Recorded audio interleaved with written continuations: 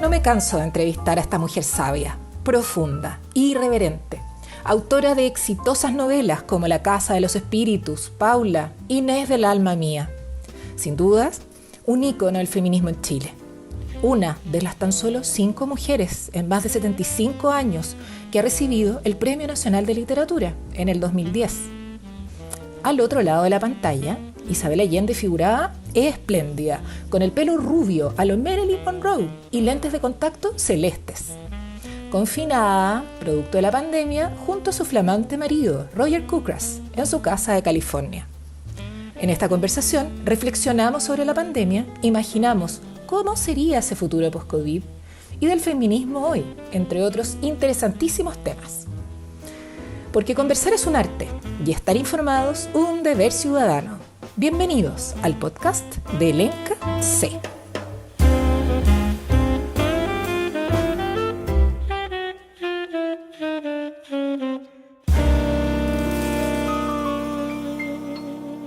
¿Cómo estamos viviendo estos días de pandemia? ¿Tú sigues confinada o ya no en California? Bueno, aquí en California ha habido una segunda oleada del virus, entonces estábamos otra vez vueltos a estar encerrados, pero yo nunca alcancé a salir, porque en realidad los que alcanzaron a salir fueron los jóvenes, más que nada en el sur de California, y se juntaban y fueron a las playas, empezó el verano y volvió el virus en gloria y majestad.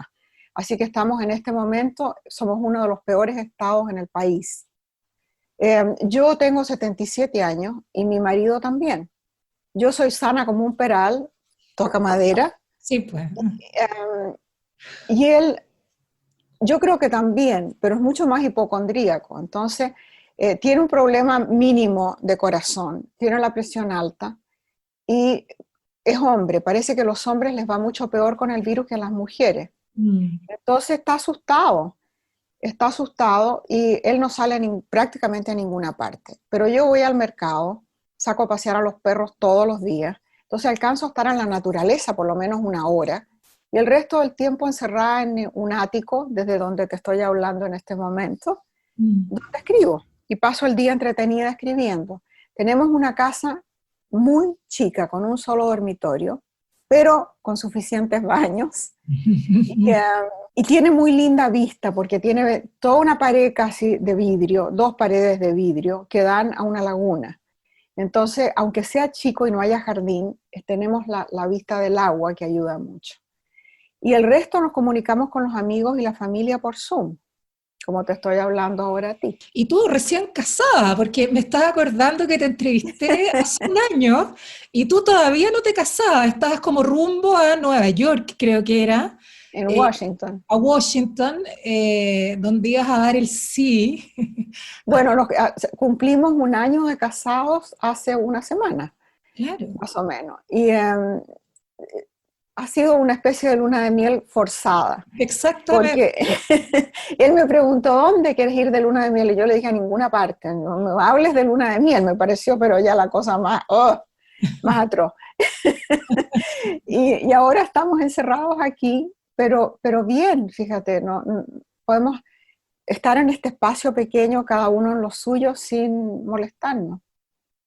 ¿Y él trabaja? ¿Sigue trabajando? Él es abogado. Él es abogado y tiene su oficina en Nueva York. Entonces, él trabaja en una oficina grande, que son muchos socios, y hace todo en línea. Pero antes iba a Nueva York cada tanto, ¿ves? Y ahora ya no va, sino que lo hace todo por internet. Mira, en el fondo uno siempre se las arregla. Escribí La Casa de los Espíritus en la cocina de la Casa de Caracas, en una máquina de escribir portátil, sin copias.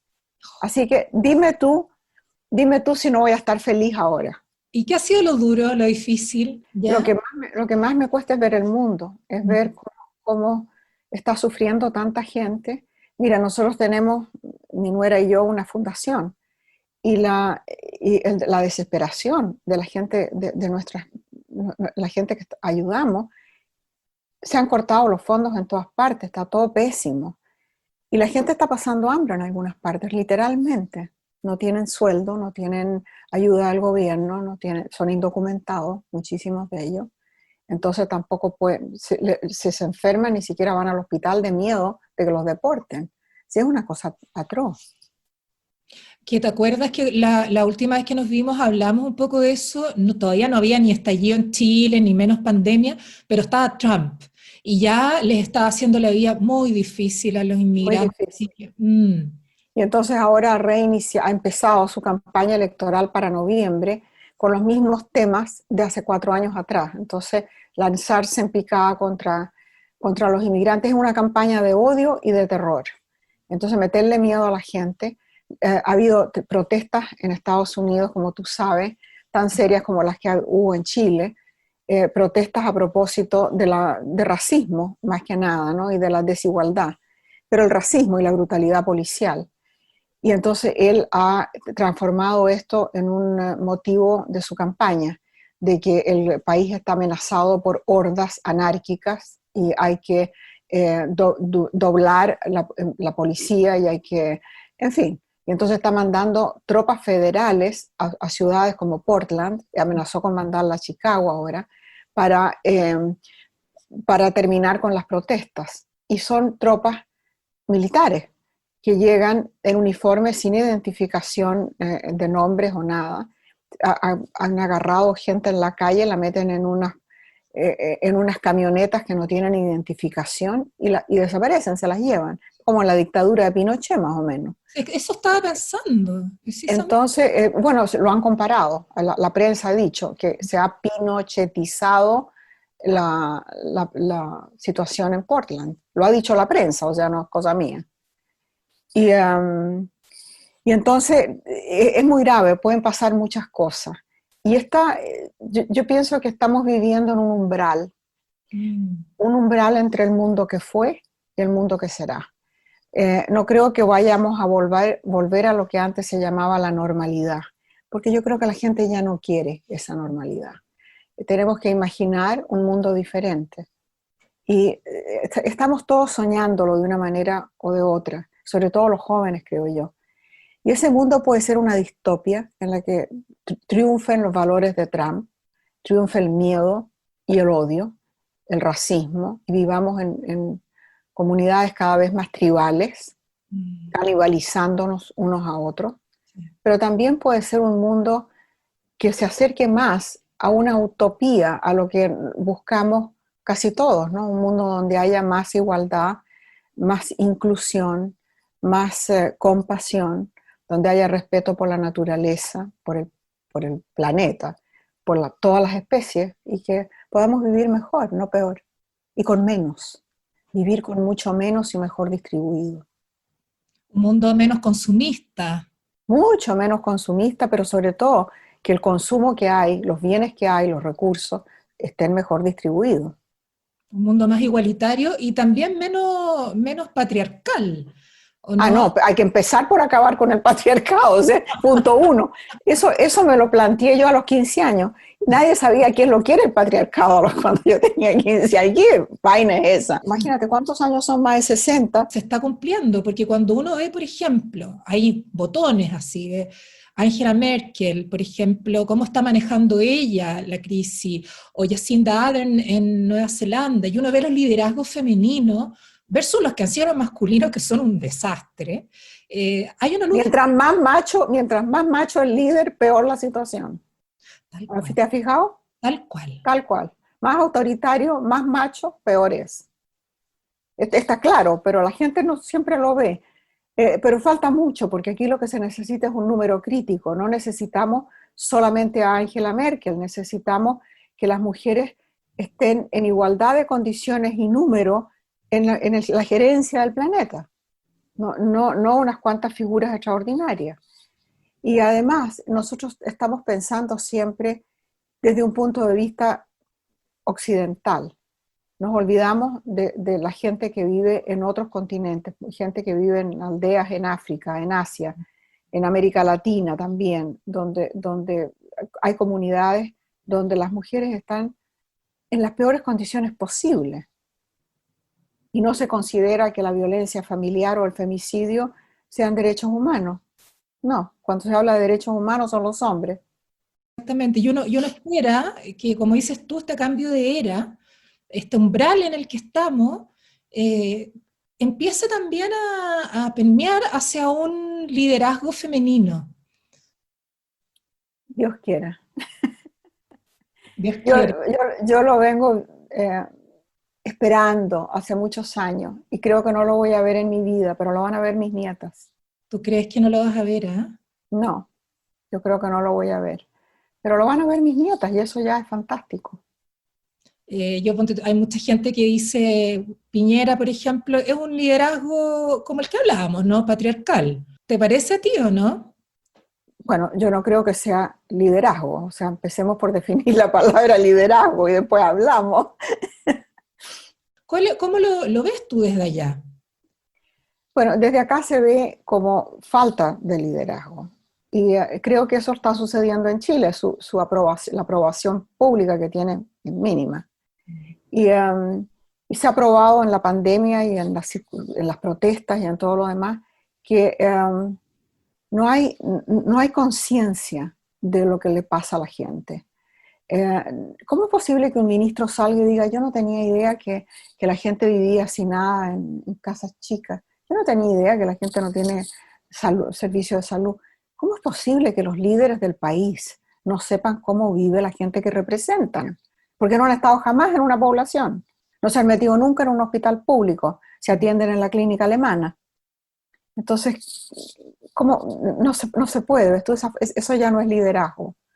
Eso es liderazgo para una élite, para un grupo de gente, siempre la misma. Y ha surgido una suerte de nostalgia por Michelle Bachelet, a quien la trataron tan mal mientras estuvo en el gobierno.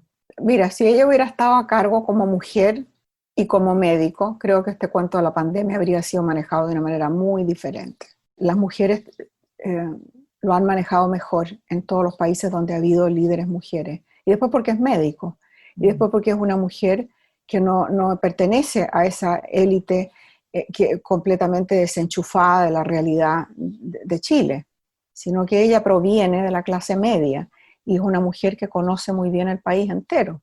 Ella ya lo descarta de plano, dice yo, sobre mi cadáver. Imagínate el boche que va a ir a heredar.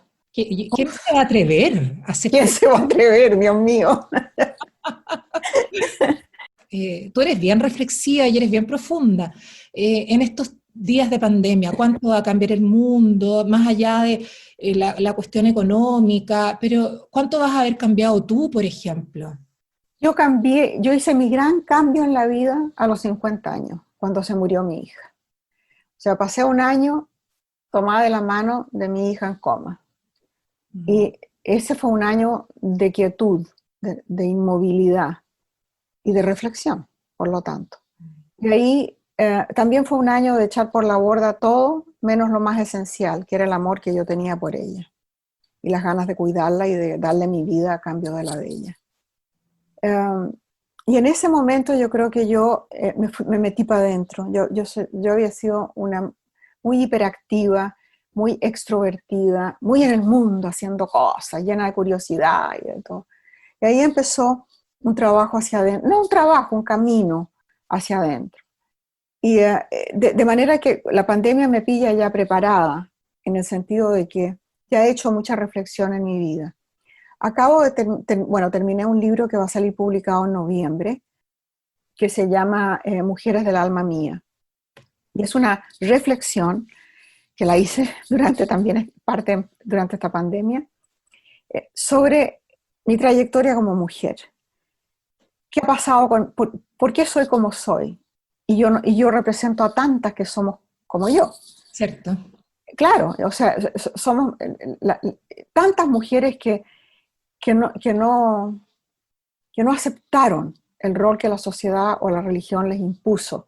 Tantas mujeres que quieren otra cosa, que tuvieron que salir a trabajar a la calle en malas circunstancias, mal preparadas, en un mundo machista, en estructuras patriarcales que siempre las ponían de segundonas o terceronas. Es una reflexión sobre eso y sobre las mujeres extraordinarias que he conocido, que han sido como mentoras, guías en este camino. Muchas de ellas, la mayor parte de ellas, son mujeres que nadie las conoce. Son mujeres que he conocido yo a través de la fundación, que han pasado por los traumas más inconcebibles. Tú no puedes imaginarte las cosas que han sufrido. Han perdido todo. Algunas han perdido incluso a los hijos porque se los han quitado y porque están metidos en jaulas, en centros de detención en la frontera. Qué horror. Y se ponen de pie y salen adelante y son capaces a veces de convertirse en líderes de sus pequeñas comunidades. Algunas son capaces hasta de reírse y de bailar o de cantar. Entonces esos son los ejemplos fantásticos. Me gusta el tema de tu libro, quisiera que me contaras un poco más de eso. Yo había escuchado que era un libro sobre feminismo, ¿o no? Sí, bueno, es mi experiencia como mujer, entonces sale indudablemente el feminismo que me ha marcado. El libro empieza diciendo que yo era feminista a los 5 años. No existía la palabra todavía en Chile supongo que existía, pero en mi familia yo no la había oído nunca. Pero empezó mi idea de que... Perdona, ¿por qué a los 5 años, Isabel? Por mi mamá. Porque mi mamá era una mujer linda, sin ninguna preparación para trabajar, sin profesión, sin estudios. Linda, hijita de su papá, que se casó con el hombre equivocado, que le metió 3 chiquillos en 4 años y la abandonó. La abandonó yo de mujer más encima. Bueno, no sabemos exactamente, se supone. Ah, ya. Mi hermano menor no había nacido. Entonces mi mamá dio a luz sin su marido se había ido de parranda. Y mi mamá, yo no sé si mi padre alcanzó a ver a su último hijo o no, creo que no. Y mi mamá fue entonces repatriada a Chile, esto pasó en Perú, a la casa de mi abuelo. Y mi abuelo vivía con sus hijos varones solteros. Mi abuela poco después se murió y se acabó toda la alegría en esa casa. Y mi mamá no tenía plata, no tenía libertad, por supuesto que no tenía auto, ni tenía trabajo, ni tenía nada de todo eso. Vivía de la caridad de su padre, que le daba techo y comida, y pagaban los colegios de los niños, él y su hermano mayor. Pero mi mamá no tenía plata para comprarnos un helado, porque no había efectivo en sus manos. No tenía absolutamente ningún poder más que poder decidir cuál era la comida de la semana. Había un menú de la semana. Todavía me acuerdo, porque me acuerdo lo que había los lunes, los martes, los miércoles, siempre era lo mismo. Y ver a mi mamá y a las empleadas de la casa. Mi mamá por haber desobedecido a su padre y por haberse rebelado a la autoridad del padre y haberse separado del marido, lo que no se hacía entonces, por supuesto que no había divorcio, estaba pagando un precio por eso, porque era mujer, porque si hubiera sido hombre no lo habría tenido que pagar ese precio. Pero muy temprano en la vida yo ya estaba alegando contra la autoridad masculina. Y mi mamá creía que yo tenía la lombriz solitaria, que algo raro me pasaba, porque esta niñita está medio loca. ¿Para qué te digo el boche a los 15 años, cuando decidí que yo me alejaba para siempre de la Iglesia Católica, que era una organización machista, que imagínate, mi mamá, todo, bueno. Y yo creo que no pude canalizar esta sensación de injusticia, de irritación permanente, ante todo, porque me irritaba la autoridad de mi abuelo, de mi padrastro, de mis tíos, de la policía, veía las noticias y todas las personas que estaban en las noticias eran hombres. Esa irritación constante la vine a canalizar recién a los 20 y tantos años, cuando empecé a leer a las feministas europeas y americanas y darme cuenta de que yo no estaba loca, que no tenía una lombriz solitaria, sino que había un movimiento en el mundo, que había millones de mujeres que estaban pensando lo mismo. Y después ya la Delia Vergara, la revista Paula, ahí ya eso fue fantástico, porque fue adquirir un lenguaje articulado para expresar todo esto y atacar el machismo chileno de frentón, con un cuchillo entre los dientes, y eso fue fantástico. ¡Qué rico! Era una más rica. ¿Por qué todo se demora tanto? ¿Por qué el feminismo en el mundo ha sido de estas olas que van, se recogen, pasa un tiempo? Porque así son todas las revoluciones, Lenka. ¿Sí? Y esta revolución es la más importante del siglo, tal vez la más importante que ha existido en muchos siglos. Bueno, podríamos decir que la revolución rusa fue más importante, o la revolución francesa, porque tuvieron tan repercusión y todo, pero esto afecta a la mitad de la humanidad. Sí, pues. Y a pesar de los culatazos en contra que ha habido, el movimiento sigue adelante y sigue adelante. Y desde las sufragistas hasta ahora se ha obtenido mucho. Y creo que las muchachas jóvenes de hoy han revitalizado el feminismo y le han injertado una nueva vida que nos hacía mucha falta. Has visto, por ejemplo, el fenómeno de las tesis, me imagino. Claro, el que ha dado la vuelta al mundo, las tesis. Sí, ¿lo hiciste o no? No, yo no lo hice, ya estoy muy vieja para eso, pero en todas partes se hizo, en todos los idiomas, lo vi en finlandés, no sé, fantástico. En todos lados. Bueno, yo te cuento, soy parte del colectivo de autoras chilenas, feministas, que nació en marzo, cuando fue la primera gran marcha, y que reúne a escritoras, por supuesto, chilenas, y ha sido súper potente, porque ahí nos hemos ido dando cuenta del patriarcado que ha existido y cómo nos ha afectado a las mujeres, de lo difícil que es ser escritora y mujer. Tú has hablado de eso muchísimo. Muchas veces, y de hecho a ti te afectó en el tema del boom, famoso boom latinoamericano, del cual tú fuiste parte. No, pero nunca se admite eso. El boom fue un fenómeno masculino, y yo soy supuestamente post-boom. Ser post cualquier cosa no es tan halagador, pero bueno, no importa. Pero a mí me costó 3 veces más que a cualquier hombre obtener la mitad de reconocimiento. Y te voy a decir que el peor país fue Chile, donde la crítica oficial fue la más feroz, fue en Chile, siempre. No así con los lectores, porque en Chile cualquier libro mío se vende inmediatamente y la gente es lo más cariñosa que te puedes imaginar. Incluso se piratea el libro. ¿Cómo será las ganas de comprarlo que la gente lo piratea? Que se piratea. Entonces, no puedo decir nada de los lectores chilenos que han sido conmigo de una lealtad a toda prueba, pero la crítica no podría haber sido peor. No podría haber sido peor que lo que fue en Chile. Sí, y de alguna manera ha habido como una especie de silenciamiento, ¿no? Claro. No solo en tu caso, de las escritoras mujeres en general. Una conspiración de silencio, siempre he dicho eso, Sí. que las mujeres están escribiendo desde Sor Juana Inés de la Cruz en Latinoamérica, pero han sido silenciadas, ignoradas. Si se publican son ediciones menores, pésimamente distribuidas, sin crítica, nos enseñan en las universidades. Eso está cambiando, muchísimo. Eso ya, digamos que en el mundo entero está cambiando. Y ahora se publican casi tantas, en ficción, estoy hablando de ficción, se publican casi tantas mujeres como hombres. Nosotros estamos en una campaña ahora sobre el Premio Nacional de Literatura y sacamos una estadística, y tú sabes que de la historia solamente lo han recibido 5 mujeres. Tú eres una de las 2 vivas, eres tú y la Diamela Alquit. Y los otros 49 han sido hombres. Pero también porque se publicaban muchos más hombres. Y porque las mujeres estaban silenciadas, exactamente. Exactamente, y ahora este año se va a entregar a poesía, y ahí tenemos 3 poetas espectaculares, la Carmen Berenguer, la Elvira Hernández, la Rosa Betty, y bueno, y estamos en esta campaña full, que por supuesto nos encantaría en su momento contar contigo, qué sé yo, un video, algo, porque estamos ahora en la fase de la indignación. Que es muy buena, esa fase es indispensable.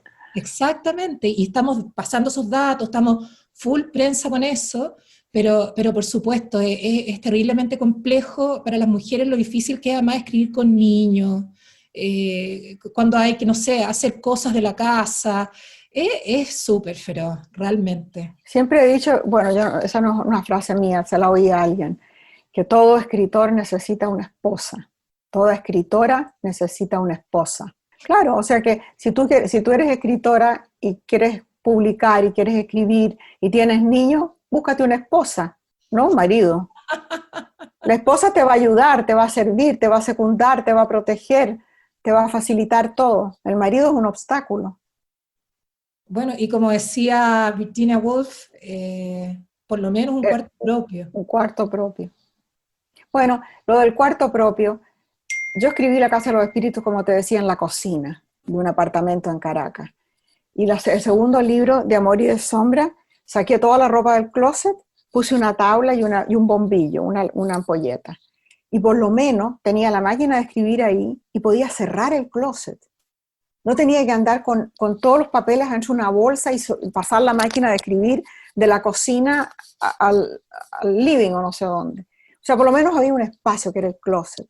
Cuando uno quiere escribir, escribe en cualquier parte. Exacto. ¿Qué es lo primero que quieres hacer, Isabel, cuando se termine esta Salir pandemia? a abrazar gente, por Dios. Salir a abrazar gente, abrazar a mis nietos, salir a la calle, ir al supermercado. Yo soy muy de tocar.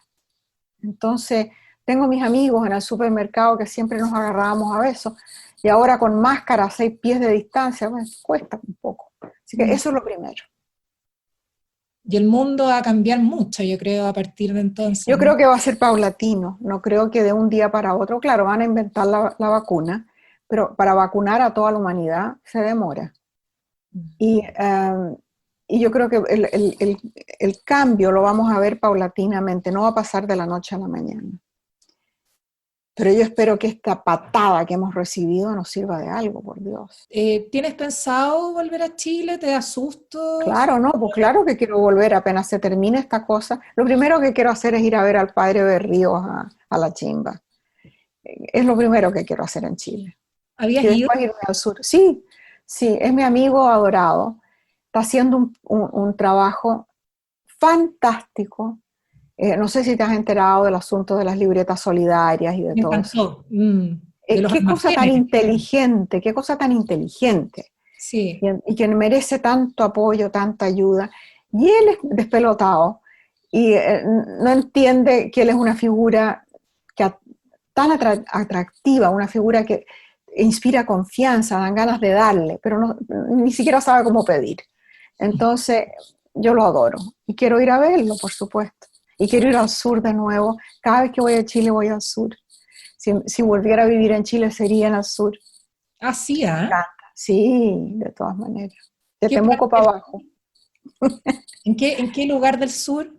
De Temuco para abajo, cualquier lugar del sur. Qué bueno, qué bueno. Ojalá te veamos pronto, que vengas a lanzar tu libro acá de aquí a noviembre, sería, pero no sabemos. Vamos a ver cómo está de aquí a noviembre la cosa. Pero va a estar súper atenta a tu libro. Gracias, querida. Gracias. Con mucha atención. Bueno, Gracias a ti. Y bueno, esperemos encontrarnos pronto. Siempre es muy, muy grato conversar contigo. lo mismo. Cuídate, ¿no? Soy Lenka Carballo y este fue el podcast de Lenka C.